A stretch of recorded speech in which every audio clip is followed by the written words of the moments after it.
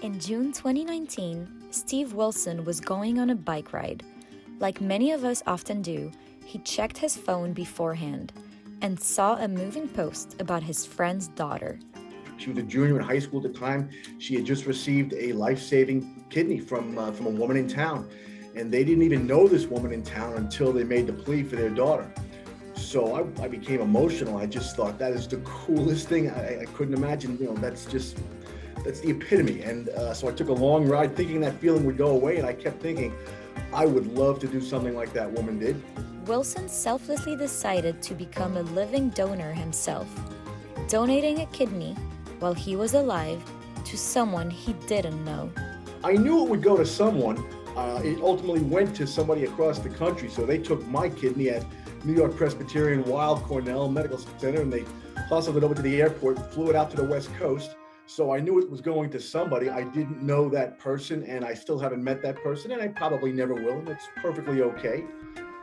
But so I wasn't going to just give away a kidney for science. I did want it to go to change somebody's life.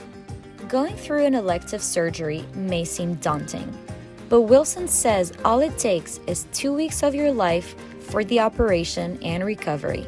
And to prove that it isn't burdensome, Wilson and fellow living donors embarked on a mission summiting Mount Kilimanjaro. I do think that having that purpose made it a little bit easier, but there were some people, and I was one of them, that really plowed hard to get through, and the purpose behind it was the reason you just kept going. The team reached the summit on March 10th, symbolically World Kidney Day, and as for whether the climb to encourage living donations was worth it, if one person does it, you're right, total success.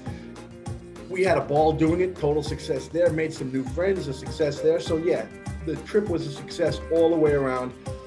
And I think a lot more than one person will consider donating a kidney.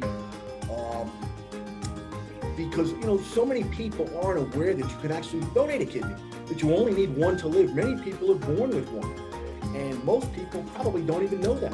Not only did the headline-making Kilimanjaro Summit raise awareness for living donors, but Wilson's own donation turned into a chain reaction of giving.